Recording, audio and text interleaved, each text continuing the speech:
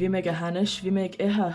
Oh, I was eating loads of non-vegan stuff. Right now, I feel like I'm in a good zone. I ate dark chocolate today. I ate all vegan stuff. I'm back in like eating salads, actually like healthy vegan food as well, not just any vegan food, because I was eating loads of junk. Because like pasta and all that's vegan, like loads of potatoes are vegan, like loads of stuff are vegan. So I was eating loads of shit, even like there's so much processed stuff as well. But I started eating lots of stuff with dairy in them as well. In the bins are full of stuff like chocolate, cake, loads of stuff. But I was restricting myself from not eating any stuff. I was like, no, can't eat any chocolate or anything like that because there's milk in it and that's not fair. But like I can just be aware that it's not fair, and also like say if there's cake at a party, like just eat it, because like the world isn't vegan. No matter where your heart is, there's only so much food you can eat, and also that stuff is being produced. So some people have to eat it, do you know what I mean? So I'm sorry for, yes, I have been very bad with people, and I'm sure other vegans are the same. But these things are obviously really hard to resist, but just being around them made me kind of sad. And for the people who think that farming is unfair and they want to be more conscious, just don't like put pressure on yourself to never eat these things again. You know? You can just do little changes and just raise awareness to people, just spread the word kind of, and not pressure to never eat chocolate again, because that's tough, like, you know. It's good obviously for health. If somebody wants to be healthier, they can ditch dairy and all these things. Like when I stopped eating meat, I dropped a dress size, you know. I was always fluctuating between 12 and 14, and now I'd fluctuate between 10 and 12. Because I still change all the time. I'm going to be healthy, I'm going to dance, and I want to eat like raw vegan food now, be like maximum health. There are loads of reasons why people won't stop eating these things and shouldn't. No, they should. Obviously we should change, but the world, we can't all, you know, the world has to change for us all to change. At the moment there's loads of cows, there's loads of milk being produced, there's loads of cheese, all these things, loads of it. Like all the shops have like chicken rolls, all these things. Like meat is like the center, and like dairy, cheese, cream, all these things. Like all the cakes have loads of cream, and like eggs, milk, you know, all these things. Maybe it's good. No, it shouldn't be. We can just use water instead of milk, and like chickpea juice instead of eggs, or flaxseed stuff. We don't need to use these. Obviously we can now because the chickens lay eggs every day, so we can, but like they shouldn't be on a farm. That's the thing. They could be roaming around free. Cows could be around free, have their own habitat, like, you know, spaces for them, biodiversity, blah blah blah. Shine kada will orago.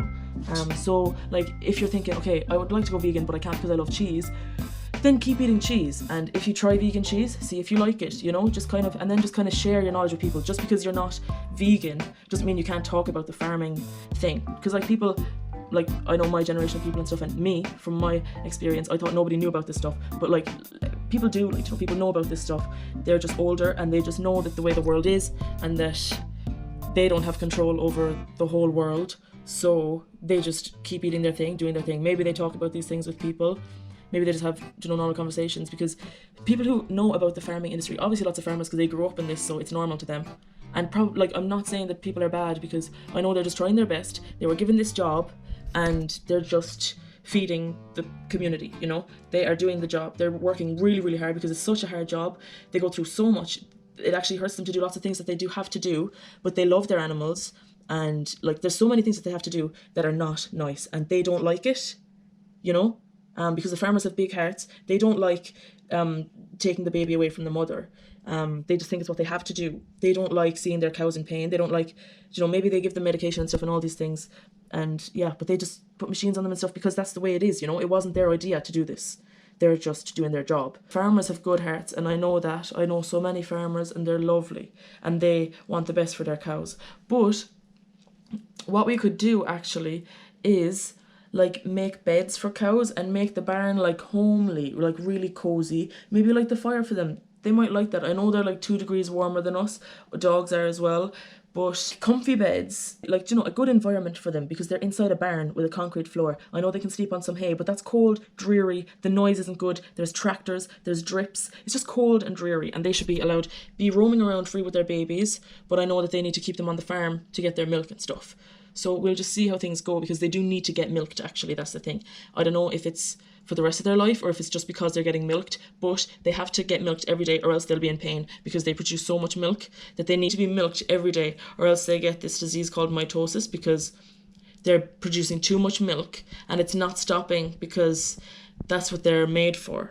That's what they're genetically modified to do, or genetically, I don't know, something anyway, but they're made to produce their bodies are made to produce loads of milk, to keep producing milk. So they produce something like 30 litres a day, but a calf only needs like 8 litres a day or something like that. They are close enough figures. I should double check. Maybe I can just write that on the bottom. But yes, so cows will need to be milked.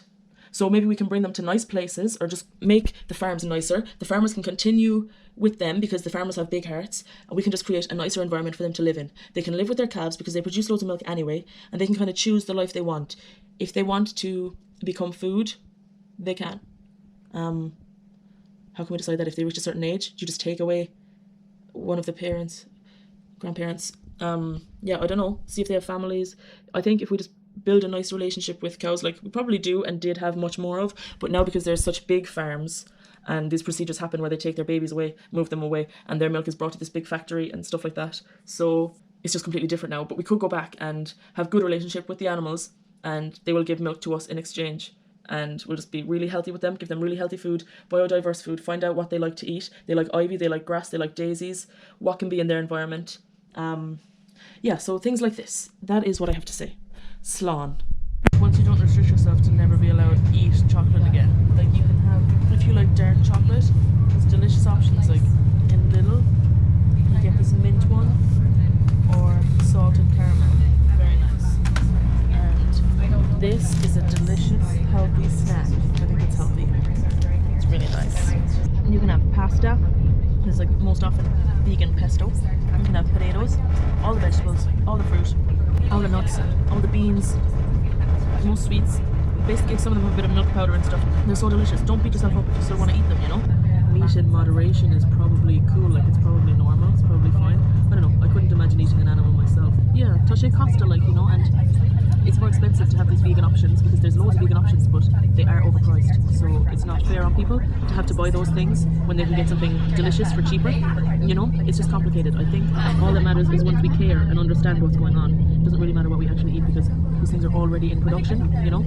So in the meantime, you know, as the generations go on, we will all collectively become more aware and conscious, and maybe we can change the farms from being animal farms to things. We can make oat milk and stuff like that, you know, and we can make cheese using women's milk. Like, we'll get loads of women to volunteer, or actually maybe get paid, get an income for their milk in exchange for their milk, and then people will actually have good sources of calcium. And, you know, I don't know, do you think it's normal for us to still drink milk at an old age? I don't think we need it anymore because we're fully developed. I don't know, I'm just thinking out loud. Well, I'm just thinking to the camera. So, yes, bye-bye. Being vegan is kind of like, there's a constant reminder because you're passing cows on the road. You know, all the food places, there's lots of vegan options, which makes me really happy and excited. I was working at McDonald's for a while, which, you know, people were ordering chicken nuggets all the time, and it's just really sad they're even wasting them. You know, it's just being aware of, like, because people, I think, from what it seems to me, people are just eating these things and they don't really think about where the animals come from and stuff and the lives they're living right now. So then seeing all these things around just upsets vegans, which is tough. So you shouldn't have to resist these things, but it might make you upset to eat them as well. So yeah, just don't feel bad eating things, especially if it's going to waste. Then you definitely should eat it. Please eat it.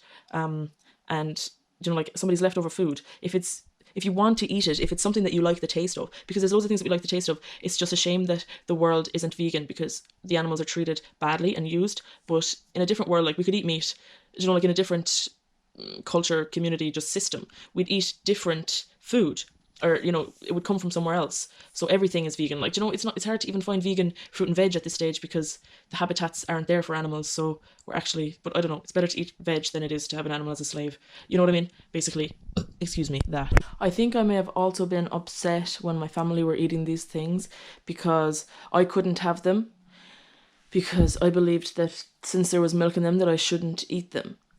So these were delicious things that I missed eating, and also my family wouldn't understand what I have to say about these things and why I don't eat them or want them around. So they were just around and I was having to resist them, you know.